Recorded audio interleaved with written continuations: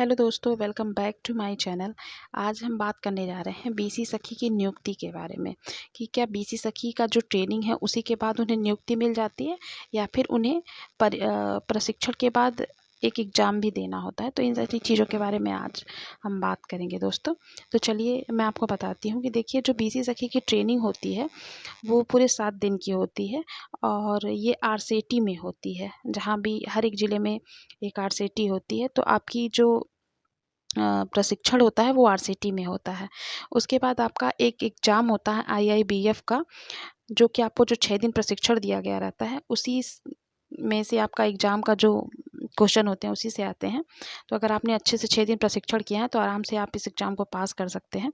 जो एग्ज़ाम में प्रश्न आते हैं वो पूरे 100 नंबर के होते हैं, 100 क्वेश्चन होते हैं और आपको टाइम हर एग्ज़ाम प्रश्न के लिए 1 मिनट का टाइम दिया गया रहता है। 2 घंटे का आपको टाइम मिलता है जिसमें आपको 100 प्रश्न करने होते हैं और आपका जो पासिंग मार्क होता है वो 40 नंबर का होता है। तो आइए मैं आपको इसी के बारे में कुछ और बताती हूँ।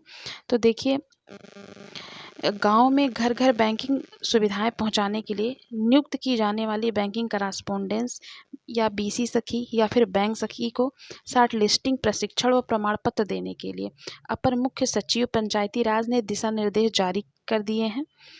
प्रदेश ने कुल 56,975 बीसी सखी को शॉर्ट लिस्ट किया है।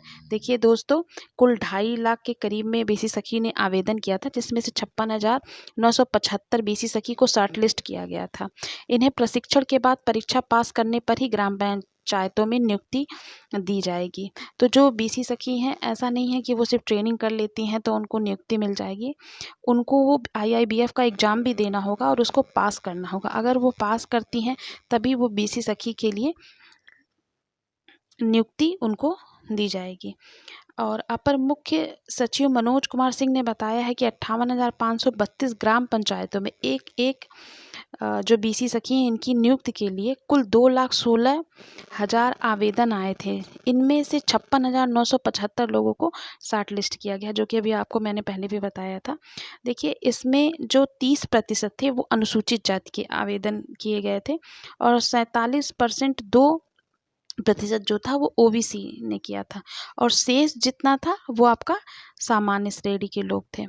तथा इनके प्रशिक्षण व प्रमाण पत्र देने की कार्रवाई ग्रामीण रोजगार प्रशिक्षण संस्थान या आरसेटी द्वारा कराई जाएगी। जैसा कि हमने आपको बताया है कि जो हमारा प्रशिक्षण होता है वो आरसेटी पे होता है और ये हमारा प्रशिक्षण जो शुरू होता है आरसेटी में हर बुधवार से स्टार्ट होता है और सोमवार तक हमारा प्रशिक्षण चलता है और मंगलवार को हमारा आईआईबीएफ का एग्ज़ाम होता है।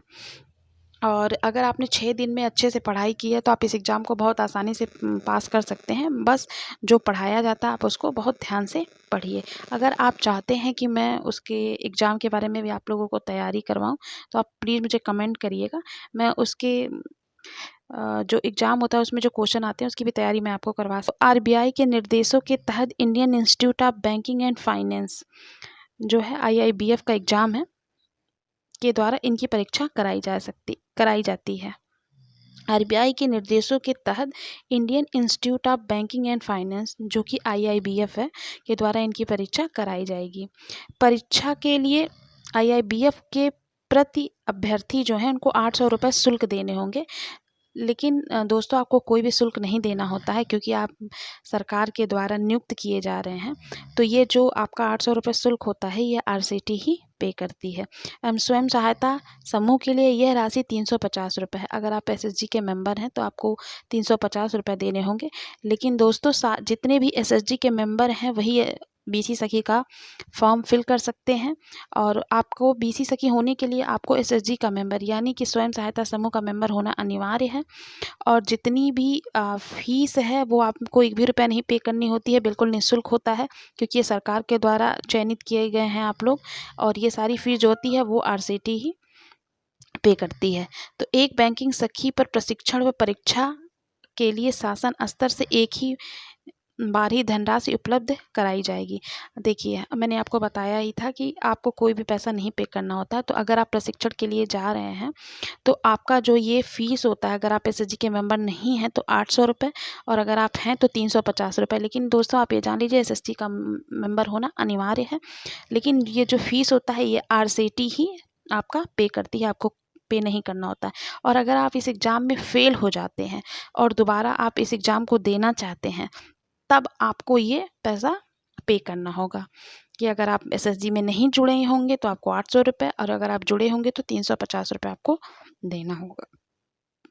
पुनः प्रशिक्षण व परीक्षा का खर्च लाभार्थी को स्वयं वहन करना होगा। जैसा कि मैंने अभी आपको थोड़ी देर पहले ही बताया है कि अगर आप इस पेपर में, मतलब आप इस एग्ज़ाम में फ़ेल हो जाते हैं और आप फिर से एग्ज़ाम देना चाहते हैं, तो आपको जो एग्ज़ाम का शुल्क होगा वो आपको खुद ही पे करना होगा, आपको संस्था पे नहीं करेगी। तो दोस्तों, उम्मीद करती हूँ कि आपको मेरे द्वारा ये बताई गई जानकारी अच्छी लगी होगी। अगर अच्छी लगी हो तो प्लीज़ मेरे चैनल को ज़्यादा से ज़्यादा लाइक करें, शेयर करें, सब्सक्राइब करें। और अगर आप मुझसे और भी कुछ पूछना चाहते हैं, बीसी सखी से जुड़ी हुई कोई भी जानकारी लेना चाहते हैं, तो प्लीज़ मुझे नीचे वीडियो के नीचे कमेंट बॉक्स में कमेंट ज़रूर करें।